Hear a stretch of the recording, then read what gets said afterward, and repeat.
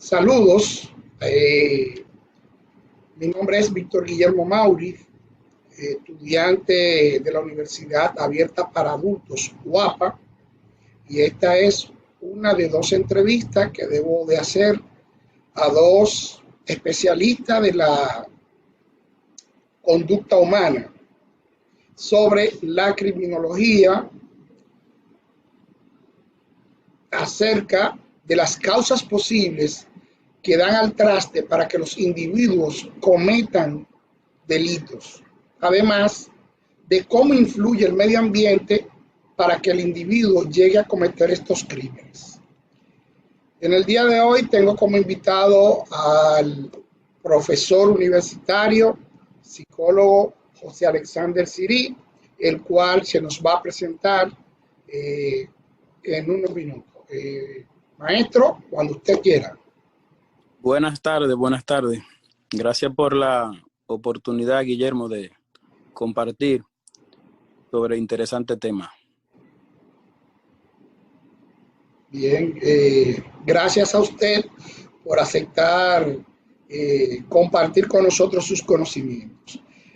Yéndonos inmediatamente al tema, la pregunta que muchos se hacen: ¿el ser humano o el individuo nace delincuente o se hace? Bien, esa es una pregunta sobradamente interesante y obviamente que hay muchas teorías, variadas teorías sobre ese tenor, si nace delincuente o se hace. Hay que partir de la idea de que todos los seres humanos tenemos una composición biológica, psicológica y social. Eso es un planteamiento que tenemos que tenerlo en cuenta para cada quien tomar una postura. Oye, lo que digo, para cada quien tomar una postura, si el individuo mayormente nace o se hace delincuente. Y obviamente lo que lo lleva a las conductas criminales. Hay teóricos, hay muchos que le dan una gran importancia a la base biológica e indican que hay en algunos individuos delincuentes o criminales una predisposición. Hay otros que dan mayor importancia a los factores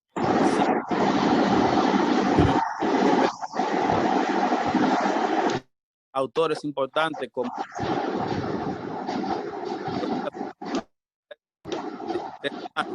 y también unos aspectos breves sobre el psicoanálisis de Sigmund Freud y cómo postula cómo el individuo se compone.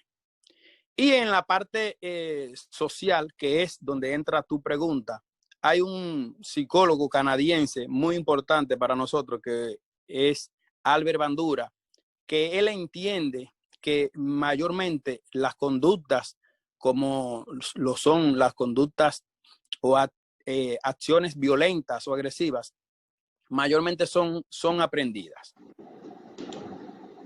Entonces, no sé si quieras decir algo o puedo seguir aclarando. No, va perfecto, va muy bien. Ahí aprovecho.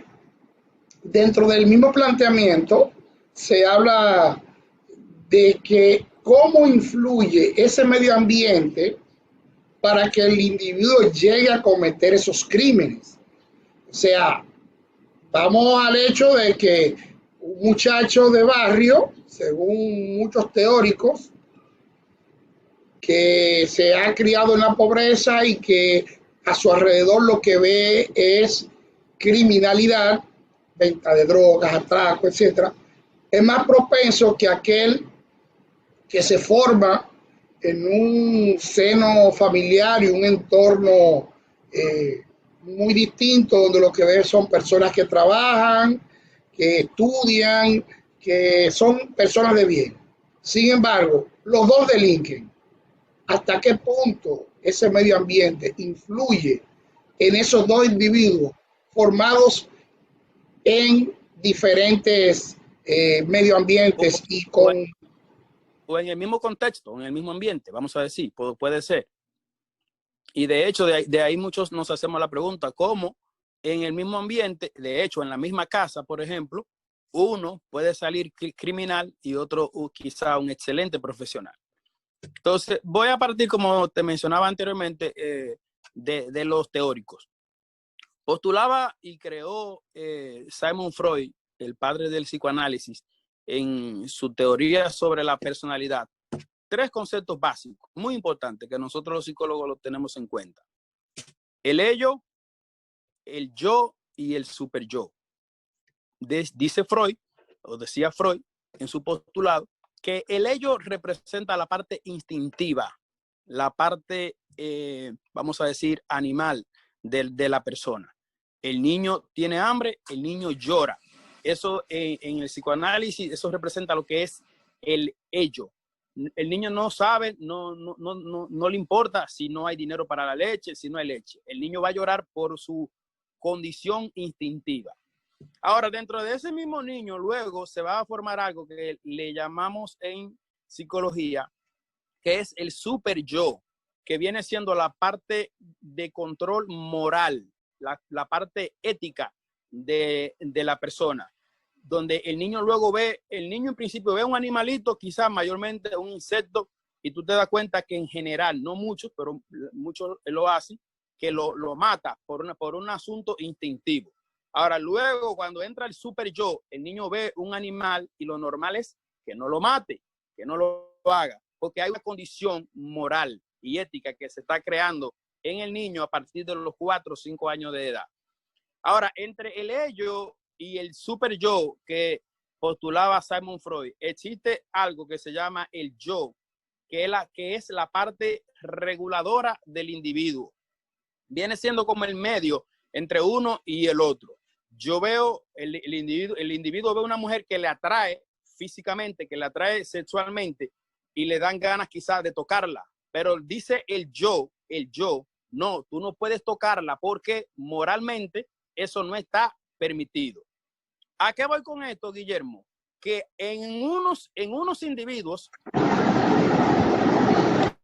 internaliza de una manera madura, de acuerdo a la edad en que va avanzando, pero en otros individuos es posible, de acuerdo a la teoría del psicoanálisis, en otros individuos es posible que esa parte del super yo o del yo no se regularice, no se internalice correctamente.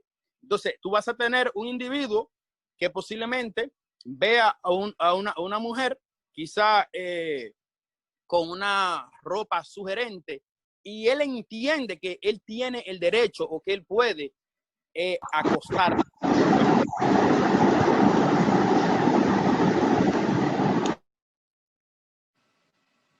Esa es parte del planteamiento del psicoanálisis y cómo el individuo va internalizando las condiciones y normas y reglas morales y éticas, y cómo uno, de acuerdo a cómo lo internaliza, puede o no infringir en un hecho delictivo o criminal luego.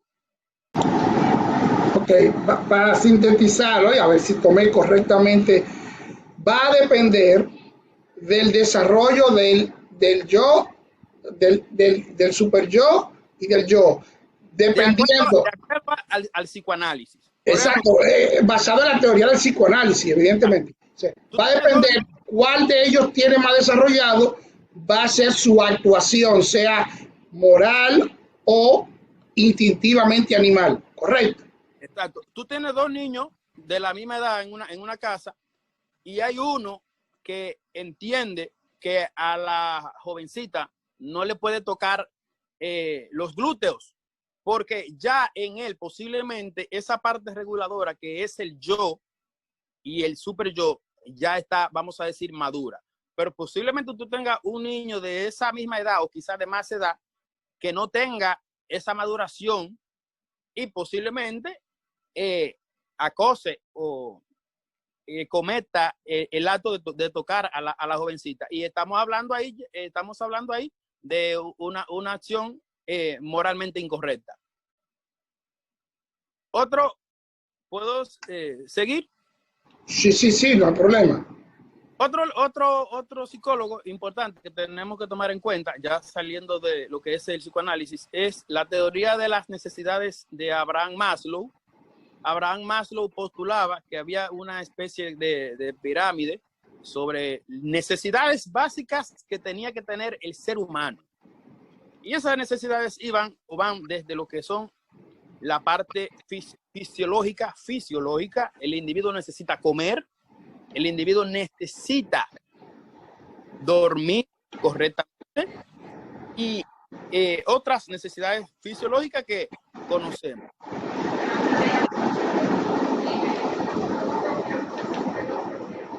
Que son básicas, como es el sentido de seguridad, necesita vivir en un ambiente que sea agradable, pero también tiene otras necesidades de carácter de afiliación. El individuo necesita sentirse que pertenece a un grupo de familia, a un grupo de amigos. Por eso son tan importantes. Quiero aprovechar ahí y utilizando precisamente esa parte que dice ese sentido de afiliación.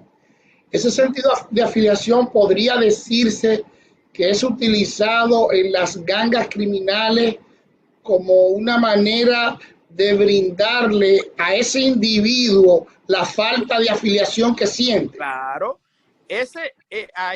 ahí va, Guillermo. Ese individuo, ese sujeto que no tiene ese sentido, que no tiene esa necesidad satisfecha en el hogar o en la casa, porque muchas veces los padres o las personas de autoridad, las figuras de autoridad que están en la casa, creen que la necesidad es solamente comer. Eso no es así. El individuo necesita sentirse aceptado, necesita sentir que pertenece a un grupo. Por eso tú vas a notar y demuestran los estudios que en los hogares donde se privilegia a un hijo o a otro y a uno no, generalmente ese individuo, ese niño, esa niña tiene problemas de autoestima, tiene problemas para tener acciones conjuntas con otro grupo, tiene problemas sociales posiblemente. ¿Por qué? Porque no cumplió con esa necesidad y como tú bien mencionaste, viene un grupo, el grupo sí te acepta, el grupo se abre a ti, te respeta, te hace sentir importante, que es una necesidad que el individuo necesita. ¿Y dónde se queda el individuo? El individuo se queda, obviamente, en ese grupo que le han demostrado que es importante. Obviamente, aunque es en un ámbito quizá criminal o... Excelente. O sea, una pregunta. ¿Hasta qué punto vamos a decir, para hablar ya así en sentido ya con más detalle, estos individuos que cometen delitos y que prácticamente han tenido cada etapa o han podido recibir de cada etapa el afecto, la importancia, la familia, pertenece a un individuo. Sin embargo, terminan delinquiendo. La pregunta es, ¿son delincuentes natos, como decía el médico Lombroso en su momento? La pregunta final es si son delincuentes natos. Correcto. Bueno, yo soy de lo que entiendo que todos tenemos el potencial para ser, especialmente desde que nacemos, para ser personas con condiciones delictivas o criminales o todo lo contrario. O sea, decía Bandura, como te mencionaba anteriormente, si tú tomas a un niño pequeño y tú lo pones a ver videos de agresividad, si tú lo pones a ver personas peleando en vivo y así sucesivamente, otros ejemplos podemos poner. La postura del aprendizaje social de Albert Bandura dice que muy posiblemente ese niño va en lo adelante a emitir esas conductas. Ahora bien, hay algo de lo que no hemos hablado, que es el aspecto de la disciplina. Es un elemento muy importante, porque ese mismo niño que conocemos, que puede tener acciones, vamos a decir así, en principio, no vamos a llamarle criminales, pero vamos a hablar de conductas inadecuadas. Mediante un proceso de disciplina, que tú y yo bien sabemos que lo hemos tratado antes, ese tema, es muy posible que eso se corrija. Ahora, hay un aspecto muy importante, y es que en general la sociedad hasta cierto punto ve una normalización o una naturalización de los actos de violencia. Y eso hay que agradecerlo.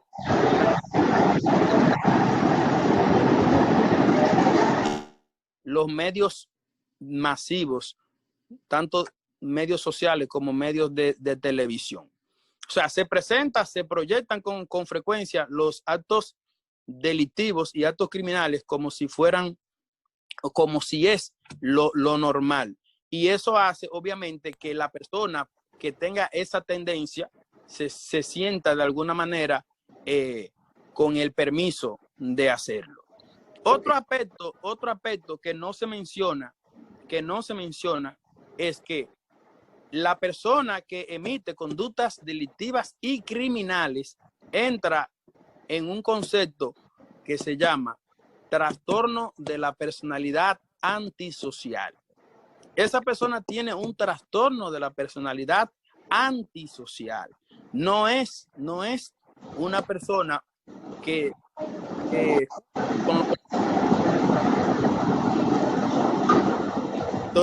hay que verlo desde el punto de vista psicológico y psiquiátrico como un enfermo mental que entra dentro de la categoría de trastorno de la personalidad antisocial.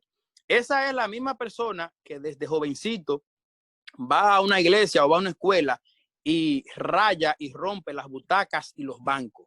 Va a una iglesia o a otro lugar o a cualquier ambiente deportivo y rompe las puertas, se sube y entra por donde no tiene que entrar. Esas son conductas antisociales y esos son candidatos a delinquir muy posiblemente en un futuro. Perfecto. Bueno, desde el punto de vista criminológico, la criminología, como usted bien sabe, lo que hace es que estudia el individuo que comete estos delitos, sus razones, etcétera. Entonces, ya para finalizar y terminar esta parte, que ha sido para mí excelente, ¿cuáles serían las razones, según usted, principales? Puede enumerarme una, dos, tres, las que usted desee, para que un delincuente, una persona, termine cometiendo actos delictivos. Mencióneme tres, según usted. Te mencionaba hace un momento la teoría de las necesidades de Abraham Maslow. Cuando esas necesidades no se ven, no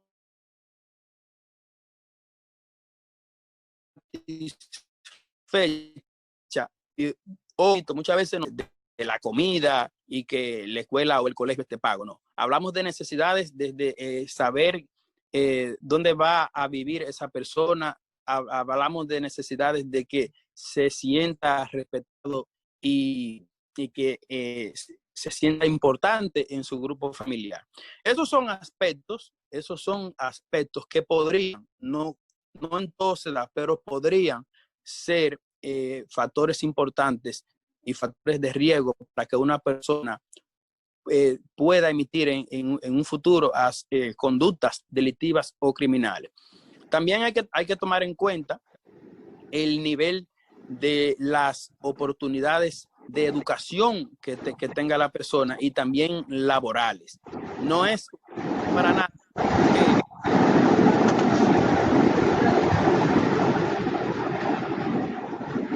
a menos que sean personas que hayan caído en el flagelo de la droga.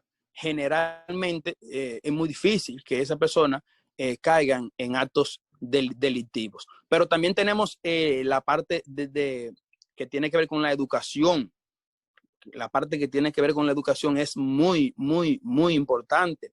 Es muy raro, es muy difícil ver una persona luego de que haya tenido, de que haya alcanzado un nivel educativo, vamos a decir así, aceptable o alto, que caiga en ese flagelo que es la criminalidad. Claro, siempre hay casos, conocemos antecedentes de profesionales que han matado a su pareja. Cuando esas necesidades están cubiertas, hay mayor oportunidad de que la persona no caiga en esa conducta delictiva. Igualmente cuando la persona tiene un alto nivel de educación.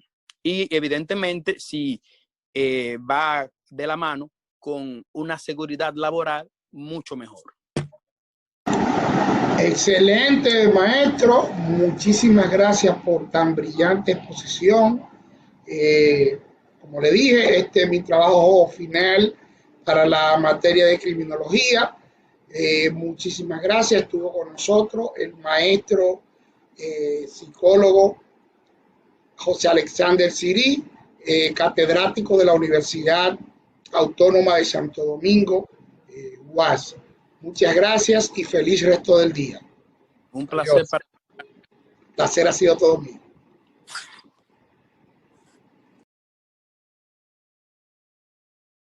La conducta criminal tiene un amplio espectro y lamentablemente la vemos a diario en la sociedad y mucha gente llega inclusive a verla como algo normal. Esos actos de violencia, de vandalismo antisocial, están relacionados con esa conducta criminal que la sociedad de alguna manera va hasta diligenciando. Muchas veces la gente no comprende cuánto puede influir la música que escuchan los jóvenes, los niños, en la forma en que visualizan la conducta criminal.